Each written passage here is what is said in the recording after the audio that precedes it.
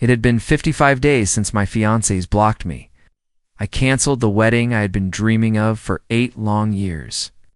And while I was picking up the pieces of my life, he was still at the Buddhist temple accompanying the girl with depression. Helping her heal, he even had the temple, once rich with incense and prayer, closed for 6 whole months. As for me, I was left homeless. Reporters hounded me because of his sudden disappearance. I had nowhere to go, no one to turn to. Eventually, I went to the temple. I needed to find him, needed answers. But instead of compassion, he sent me down the mountain. Said it was to preserve the temple's sanctity. In the heart of winter, I collapsed at the foot of that mountain. I nearly died. When I finally woke up, I saw something that made my chest tighten. Patrick had personally planted a vast field of roses, symbols of love across the once serene temple grounds. 6 months later, he finally came down from the mountain, bringing his little sweetheart home and the roses they planted. They now filled our old wedding room. I stood there, watching coldly. He still had no idea I was about to marry someone else. I was in the middle of choosing a ring at the jewelry store when I ran into Patrick. I hadn't seen him in half a year. The sales assistant was enthusiastically complimenting the diamond ring on my finger. But I didn't hear a word she said. My eyes were locked on him. Patrick noticed the ring too. He walked over casually and said, "Why are you here alone? I thought I was the one giving you a surprise." But I saw the bag and his handed diamond necklace. It wasn't for me. It was for Rebecca. Just yesterday. I overheard her whining to him, asking for a diamond necklace as her birthday gift this year. And look, Patrick had already granted her wish. Without hesitation, for Rebecca, no matter how difficult the request, he'd do anything to make it happen, unlike me. I waited 8 years for a wedding that never came true, so this time, Patrick, I won't wait anymore. I quietly stepped away. From him, slipped the ring off my finger and handed it to the assistant. "Please pack it up," I said. Patrick quickly pulled out his credit card. He was trying to pay for it. Before I could even explain anything, my eyes caught the Buddhist beads on his wrist yesterday. When Rebecca announced her return to the entertainment industry, she posted a 9-grid photo. One of those photos showed these very beads. They didn't match the rest of the glamorous images, but someone recognized them. They were the unique prayer beads from the temple. Soon, news broke about the temple's 6-month closure. Photos surfaced. A paparazzi video showed Rebecca descending the mountain. Patrick's face wasn't clearly visible. But the custom suit, the car, the license plate with 4 consecutive 9 South, everyone knew. Everyone congratulated her on marrying into wealth. And me, I became nothing but a joke. I snapped out of my thoughts. Just as the assistant was about to ring up the purchase, "There's no need," I interrupted softly. "I was just trying it on. I don't plan on buying it." Patrick, still looking at his phone, answered absent-mindedly, "Go ahead and buy it. I've got some free time this afternoon. Let's go register our marriage." Register our marriage to him. Marriage was just a task to check off, but I didn't need that kind of relationship anymore. I didn't answer. I simply turned around and walked out of the store. Patrick followed behind, clearly unhappy with the way I had responded. "Are you angry because of Rebecca again? I've already told you our wedding is still on. I'm just looking after her for her father." Yes, Rebecca was the daughter of his old friend. Ever since her father passed away, Patrick had taken it upon himself to look after her. Called him little uncle. And the way she looked at him, those eyes were always full of quiet affection. I knew Patrick wasn't clueless. He understood everything. He was just pretending not to. And me, I was nothing more than a convenient shield, someone to keep the rumors at bay, to make it all look innocent. I looked up at him and replied calmly, I understand. But deep down, I was done. Patrick, I don't want to be part of this love triangle anymore. Yes, the wedding is still on. It's just that the groom is no longer you. Hearing my indifferent tone, Patrick's temper flared. I'm busy every single day. I don't have time to deal with your moods. Don't want to get married? Then don't. Just cancel the wedding. Then he turned and left me there alone in the mall and drove off. He had no idea. The wedding was canceled. and I really didn't want to marry him anymore. I opened my phone. There it was again, the red exclamation mark in our chat. I tried sending another message. Still. The red mark appeared. He hadn't even added me back on WeChat, and he was still talking about marrying me. If this had happened before, I might have convinced myself to try harder to chase after him, to win him back.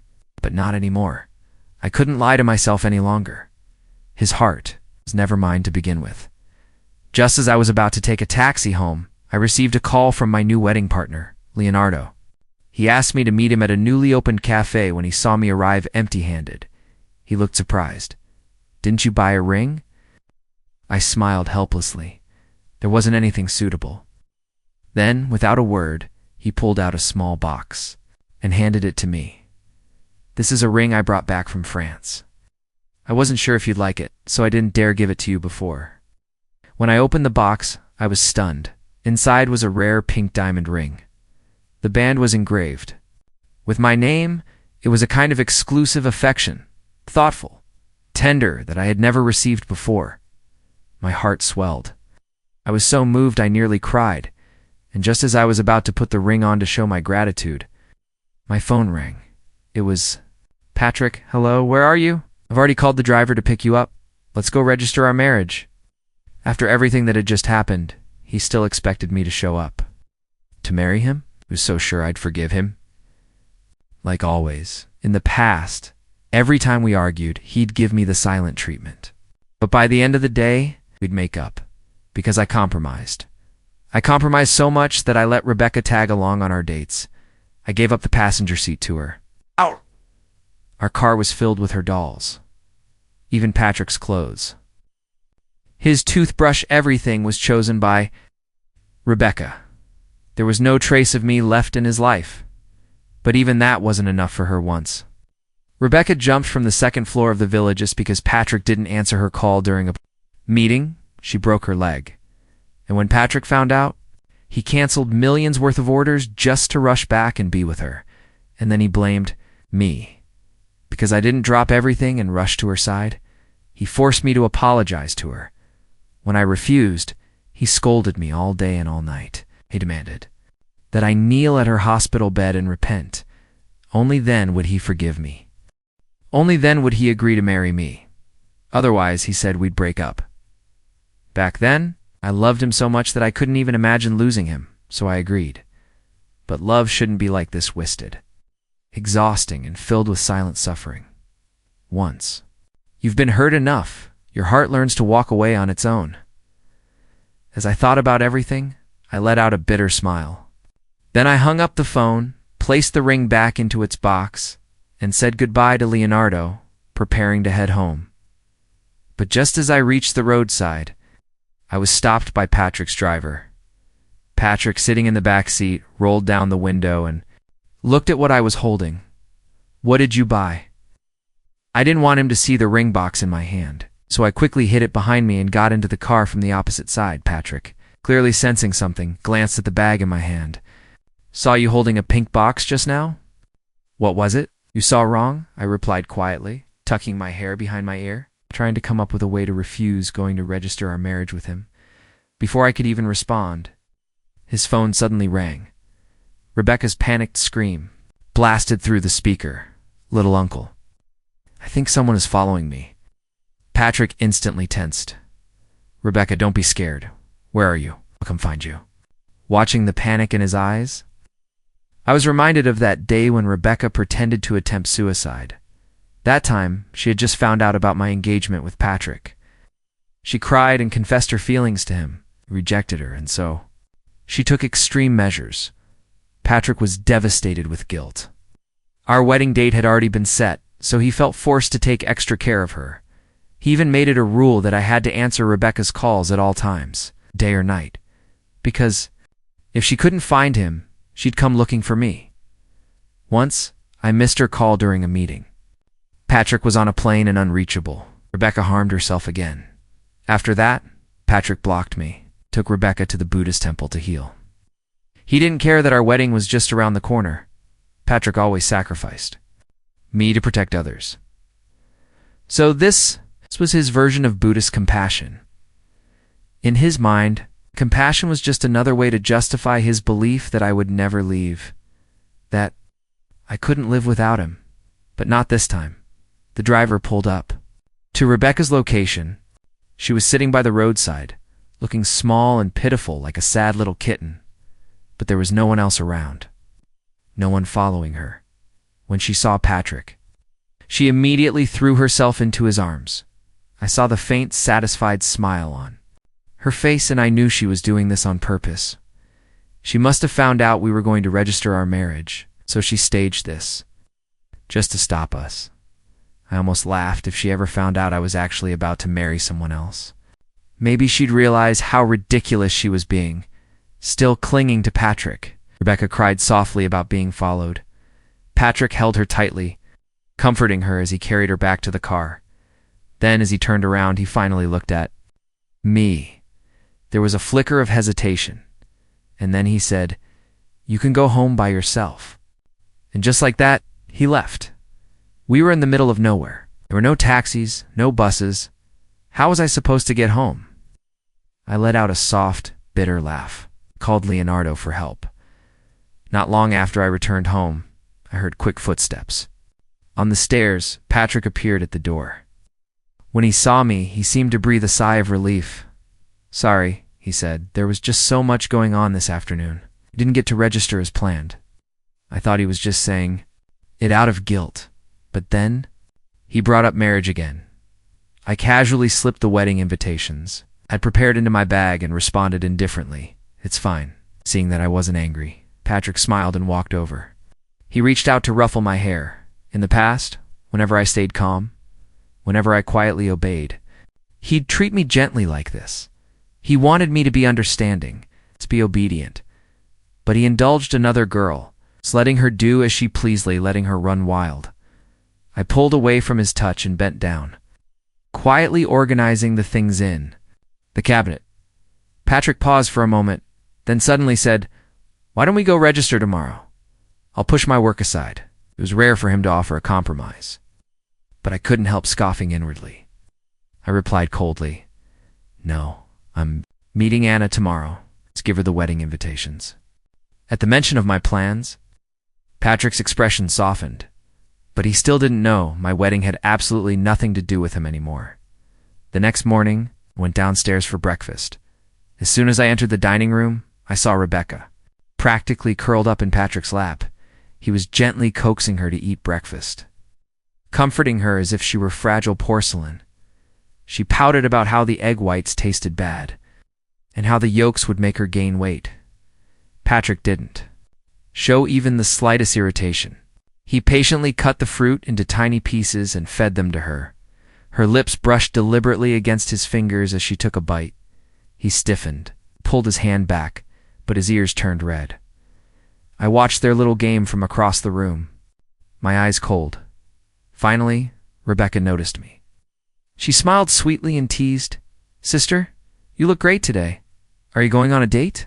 Before I could answer, Patrick suddenly set the fruit plate down with a loud clink. His voice turned stern. "Stop talking nonsense. She's your aunt." Rebecca knew we were engaged, but she still refused to call me that. She thought that if she didn't acknowledge me, she could erase my place in his life, and Patrick never corrected her, not until today.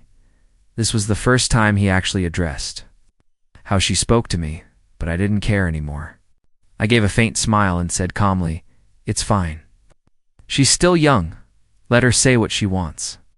That line used to be his favorite excuse. "She's young," he'd say. "She doesn't know better." As if everything she did, every insult, every intrusion was somehow acceptable. Right? The only one who was ever wrong was me. It was my mistake, my blindness. For loving him all those years, my words silenced him. He didn't feed Rebecca again. Instead, he sat beside me and said, "I pushed my meeting this morning. Whatever time you leave, I'll take you." Rebecca immediately started to grumble again, clearly ready to throw another tantrum, but one sharp glance from Patrick, and she fell completely silent. So, could control her. He wasn't blind to her behavior. He just didn't want to stop her. He didn't have the heart to. But now, it didn't matter. I no longer cared. After breakfast, Patrick drove me to Ana's beauty salon. Ana greeted me with open arms, hugging me tightly. But when she spotted Patrick behind me, her expression shifted. "What's he doing here?" she asked, eyebrows raised. Ana never had much patience for him. I smiled faintly. "He's free this morning and just came to drop me off." "Oh, I thought this big shot only had time for that little celebrity," she said dryly. "Bringing a girl half his age around all the time. Maybe it's his compassionate Buddhist heart?" Then, without missing a beat, she added, "Or maybe some people are just creepy." Ana never held back. Her words made it clear she wasn't impressed. Patrick looked irritated but stayed silent for a moment. Then he turned to me and tried to lecture me. "Caro, I don't care who you associate with in your free time, but for the wedding, you need to invite people with proper behavior. Otherwise, it'll embarrass the Fu family." He hesitated, then added, "It'll also upset Rebecca, of course." That's what truly mattered to him. I took a deep breath and looked him in the eye. "I will decide who to invite to my wedding." Then I handed the invitation to Ana, but Patrick, furious, snatched it back from her. "Carolina, why are you being so unreasonable?" he snapped. "What do you mean your wedding? Isn't our wedding?" And then he stopped. His eyes froze. He looked down at the invitation in his hands. He saw the name of the groom, and for a long moment, he couldn't speak. He just stared at it, stunned, unable to believe what he was seeing. The bold words on the invitation were clearly printed. "Bride, Carolina groom." Leonardo Patrick blinked rapidly, rubbed his eyes, and checked the invitation. Again and again. His breath caught in his throat. He stood there, stunned and unable to speak. "Carolina, you. His eyes turned red with disbelief, rage bubbling just beneath the surface. It was as if he was struggling to accept the reality in front of him, that I was leaving him. I stayed calm. "Yes, Patrick. Our wedding was canceled 6 months ago. The wedding is still happening next weekend, but not with you." I spoke slowly, clearly, each word striking like a blade. Patrick looked like a lion freed from its chains, wild, furious, desperate. He rushed toward me. No, it's impossible. Carolina, you're saying this is a lie, right? This is a lie. What? As you say, it's not real, that you're just angry and trying to punish me. I'll forgive you." "Forgive me, even now." He was still talking about forgiveness, as if begging for his forgiveness was something I should naturally do. I laughed, a cold, bitter laugh filled with mockery. "Why would I need your forgiveness? Is it because you abandoned me and ran off with Rebecca for half a year? Or is it for the way you indulged her, time and time again, no matter how much it hurt me?" My voice trembled with emotion. Couldn't stop the tears from welling up in my eyes. But even as they fell, I knew crying for someone like him wasn't worth it. Patrick stood frozen in place, his expression shattered. "Carolina, it's not like that with Rebecca. It's not like you think I knew exactly what he meant, even if he never crossed a certain line with her." Patrick still held deep feelings, and he held back, not out of loyalty to me, but because of some twisted sense of morality. But wasn't that still favoritism? That he could love her just enough to suppress himself, and still protect her, above all? That was its own form of love. I gave a bitter smile, the truth crashing over me. I had always been just a placeholder, tool for both of them. "That's enough, Patrick. We're done." I said it with finality. Patrick reached out and grabbed my wrist. His fingertips were icy cold.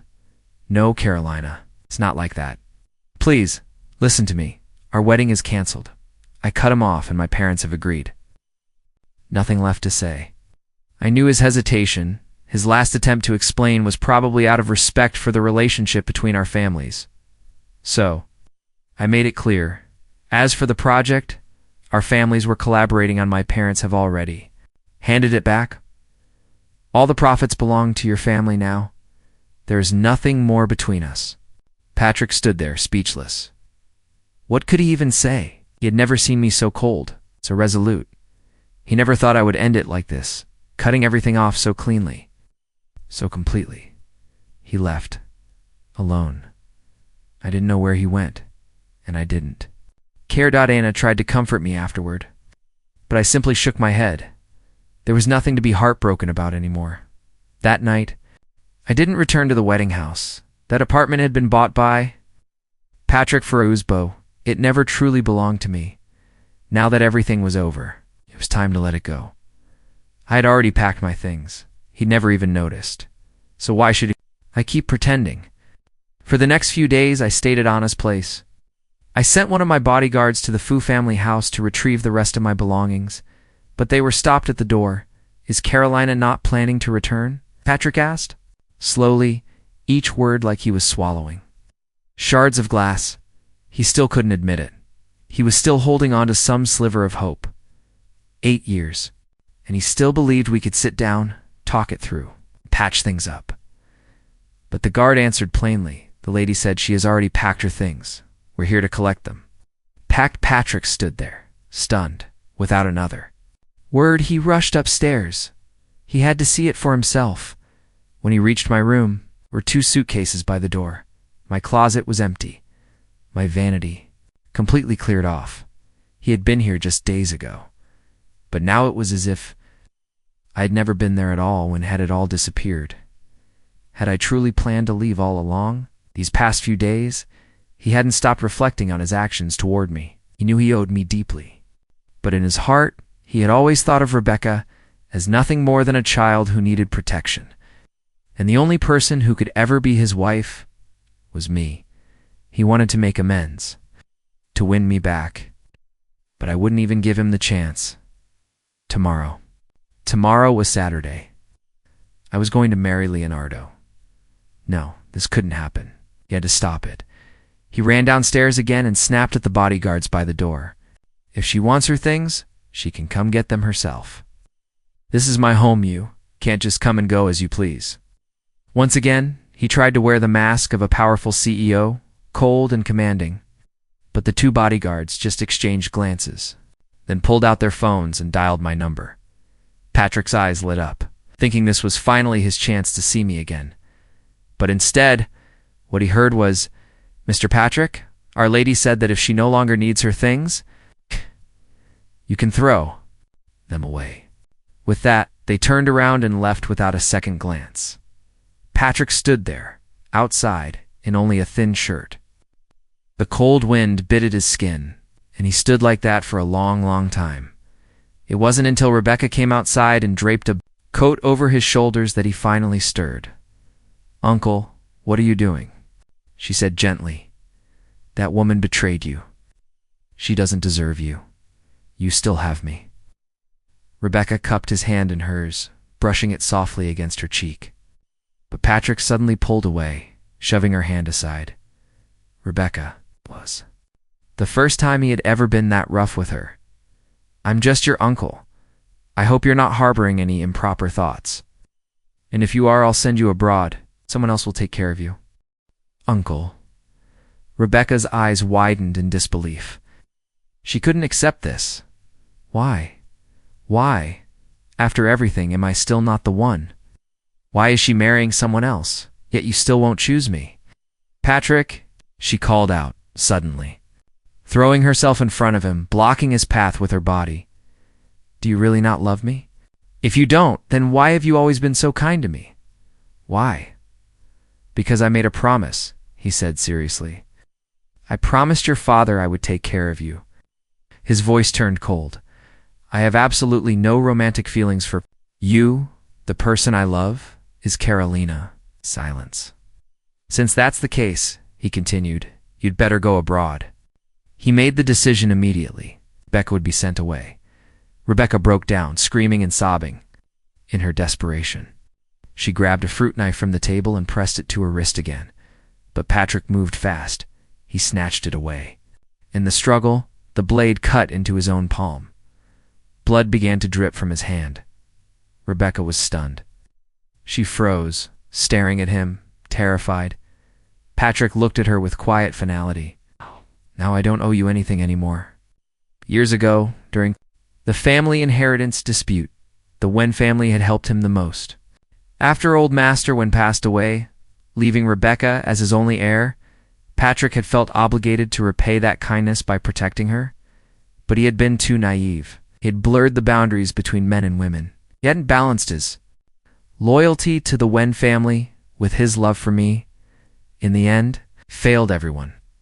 He ruined everything, including his own hand, just for a clean break from Rebecca. He sent her abroad to be raised by her aunt, and then, without even staying in the hospital for 24 hours, he discharged himself because my wedding was about to begin.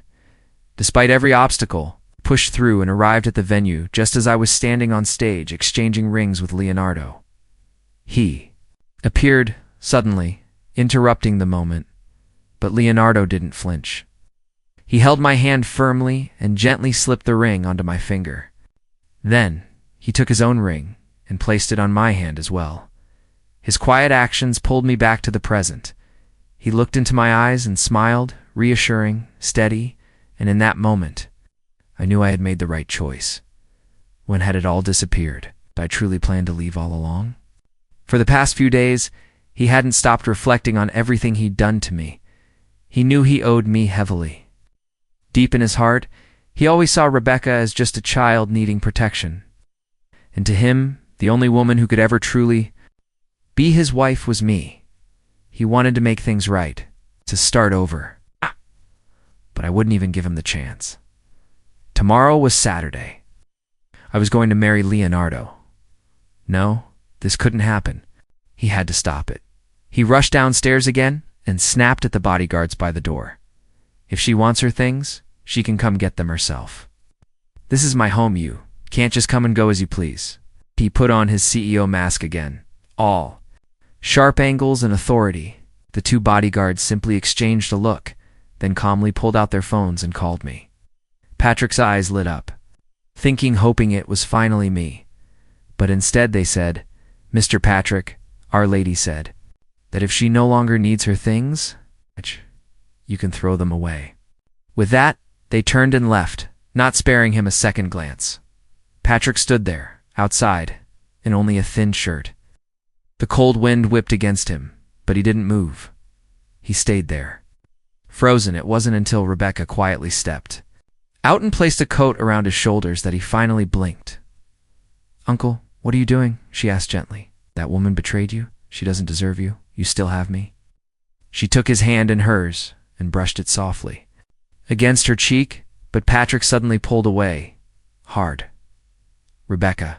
It was the first time he'd ever been so rough with her. "I'm just your uncle. I hope you're not harboring any proper thoughts. And if you are, I'll send you abroad. Someone else will take care of you." Rebecca stared at him, stunned. She shook her head in disbelief. "Why? Why, after everything, am I still not the one? Why is she marrying someone else? Yet you still won't choose me, Patrick," she cried, throwing herself in front of him, blocking his path with her body. "Do you really not love me? If you don't love me, then why have you always been so kind?" "Why? Because I made a promise," he said. His voice was low, firm. "I promised your father I would take care of you." He took a breath, calm and final. "I have absolutely no romantic feelings for you. The person I love is Carolina." The silence that followed was deafening, and then he spoke again. "Since that's the case, you'd better go abroad." He meant it. He was going to send her away. Rebecca broke down, screaming, sobbing. In her panic, she grabbed a fruit knife from the table and pressed it to her wrist again. But Patrick moved fast, grabbed it from her. In the struggle, the blade cut his palm. Blood dripped from his hand. Rebecca gasped, shocked, paralyzed Patrick. Looked down at her, eyes filled with quiet resolve. "Now, I don't owe you anything anymore. Years ago, during the family inheritance dispute, it was the Wen family who gave him the most support. And after old Master Wen passed away, leaving Rebecca as the sole heir, Patrick had taken it upon himself to repay that debt by protecting her. But he'd been too naive. He blurred the lines between duty and emotion, between loyalty and love, and in doing so, he failed. He failed Rebecca, failed me, and he failed himself. In the end, he sacrificed his own hand, Just to draw a final, painful line between them, he sent Rebecca abroad to live with her aunt. He didn't even stay in the hospital for a full day, because my wedding was about to begin. Despite the wounds, despite everything, he pushed through, and arrived at the venue just as I was standing on stage. Exchanging rings with Leonardo, he appeared suddenly, interrupting, but Leonardo didn't even flinch. He simply held my hand, steady and warm, and slid the ring onto my finger. Then he took his own ring and placed it gently on my hand as well. His calm, unwavering actions brought me back to the moment.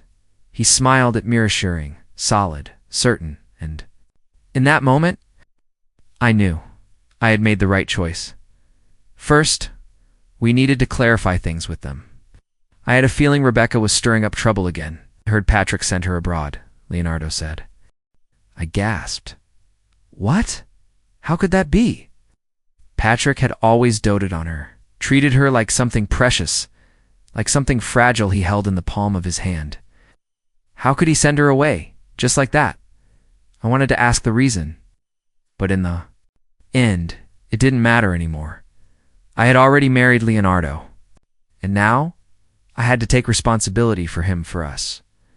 Do you have any way of finding her? I asked, then added firmly, get her to shut up. I made sure to emphasize that last part. Leonardo chuckled softly. When we were kids, I used. To see you arguing with others like this, he said.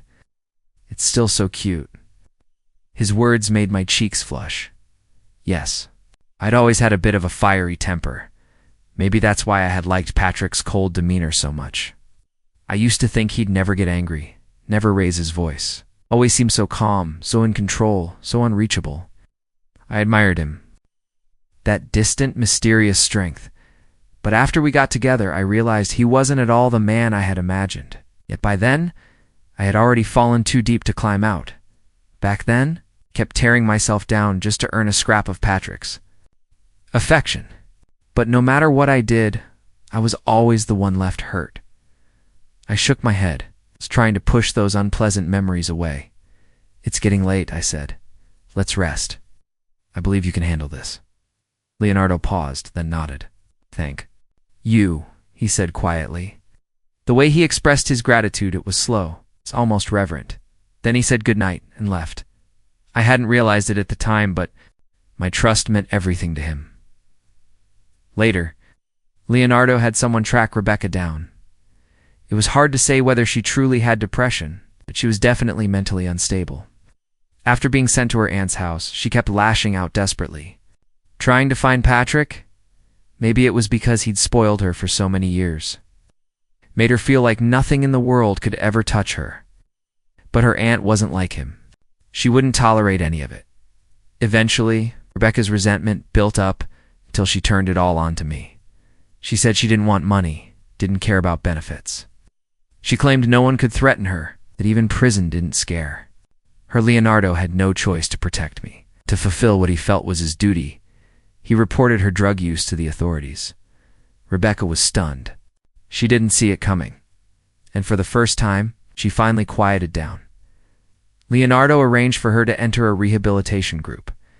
He was doing his best to take responsibility for her father's sake, but honestly, if Patrick had really wanted to repay Rebecca's father, should have drawn the line a long time ago, should have taught her discipline, not indulgence. His blind loyalty didn't help her, it only ruined her. Leonardo, on the other hand, handled everything. He silenced the public outrage, calmed the chaos, brought the scandal under control. I went to the airport to pick him up. The moment I saw him wheeling his suitcase out, I rushed forward and hugged him tightly. It was the first time we'd been that close, and I was the one who initiated it. Leonardo froze for a moment, caught off guard. But then, slowly, his arms came around me. I noticed his ears turning bright red like they were about to bleed. I laughed softly and whispered, "Good job, husband." In that moment, I felt like I had returned to the cheerful, confident girl I used to be. The same girl Leonardo had liked all along. Later, I found out he had loved me since our school days. We were still young then. In that age of innocent, budding emotions, I was the girl everyone talked about, admired from afar, and he was just a quiet, unremarkable boy in a school filled with children from wealth and privilege. Yet even back then, he had chosen me. Having a wealthy family never really meant much. What truly mattered was character. Back then, Leonardo was shy quiet, not good at socializing. Unlike me, wherever I went, people knew my name. I stood out like a spotlight in a dim room, yet even in all that brightness, I once turned. To help an inconspicuous boy, when a group of senior students bullied him, I stepped forward. I didn't think much of it at the time, but from that moment on, he remembered me. If Leonardo hadn't brought it up, I might have forgotten who I used to be. It turns out I once had a spark, bold, warm kind. But those 8 years with Patrick, they changed me. I became someone else, someone quieter, smaller, and for that, I was truly grateful to Leonardo. He didn't just stand by me, he helped me find myself again. When we returned home from the airport, the maid had already prepared dinner. Among the dishes sat a rather unappetizing fruit salad, my own creation. When I saw her place it right in the center of the table, I felt a bit embarrassed. That's for after dinner, I muttered. It's okay. I really like it. Thank you, wife, Leonardo replied, placing his hand gently over mine, acknowledging the word I'd casually used, wife. My face flushed. I lowered my head, shy, picking at my rice one grain at a time. The TV in the background played the evening news. Fu Group CEO Patrick officially shaves his head and enters the monastery. Before the sentence finished, Leonardo turned to the maid. Mute it. That surprised me. He usually didn't react this strongly to anything related to Patrick, so seeing him like this, I asked carefully. You? Let's eat, he said curtly, clearly upset. I panicked. A little dismissed the maid and moved closer. I thought you wouldn't mind. How could I not mind? Leonardo looked straight at me. Finally, he spoke. I don't mind that you had a past. I don't mind your relationship with him. But I do mind how much he hurt you. All those years. At the wedding, I held back. I didn't punch him. Didn't ruin our day because I wanted to respect you. I wanted that moment to be ours. But now he just walks away clean. Shaves his head, enters a monastery, acting like some saint, blaming everything on those 2 girls. I think he's a complete jerk. Leonardo's voice grew more intense, emotions spilling out with every word. And suddenly, I understood. Patrick had always been a so-called Buddhist. Shaving his head and entering the monastery only made him look more like the perfect disciple. I could already imagine all the clueless girls online, fawning over his spiritual transformation. I sighed. So what do you want to do about it? He hesitated. I'm mainly upset about those 8 years he took from you. You don't need to worry about me, I told him softly. You're right, Patrick pretends he did nothing wrong. But in truth, he is the root of it all. He can't just walk away. Leonardo suddenly pulled me into his arms. Thank you. Carolina, thank you for choosing me. Why was he being so emotional? Is it because, for once, I stood by him instead of holding on to a painful past? As long as I chose him, he would go to war for me. I gently patted his back. We're a family now, I whispered. Always will be. Whatever you do, I'll support you. And I meant it. A few days later, Leonardo made his move. He sent people to investigate the temple Patrick had joined. It turned out Patrick had deep ties with it. Many of these temples, we discovered, weren't truly spiritual places. They were private businesses disguised as sacred grounds, collecting massive amounts of money in the name of incense and peace. Now, Patrick had become their living advertisement. People flocked to the temple. They believed. They donated. They were fooled. Leonardo contacted the proper authorities, exposing the profit chain behind the so-called monastery. He even invited several well-known influencers to live-stream the chaos happening behind those temple walls. It worked. Locals had long wanted to declare the temple a heritage site, but thanks to the Fu family's greed, its structure had been severely damaged. Its reputation now in shambles. Once the truth came out, everything unraveled. The Fu family's carefully built empire collapsed. Patrick's perfect Buddhist image? Gone. His influence? Destroyed. Even worse, The news spread that he and Rebecca had been planting roses together in the temple. That alone was disgusting enough. And once the first cracks appeared, the rest of the scandal followed like a flood. Investigations dug deep. From corporate restructuring to full-blown bankruptcy, the Fu family was finished. The city that once belonged to them no longer even whispered their name. Patrick, too, fell, imprisoned. During his time in jail, he wrote me letters. I returned them all.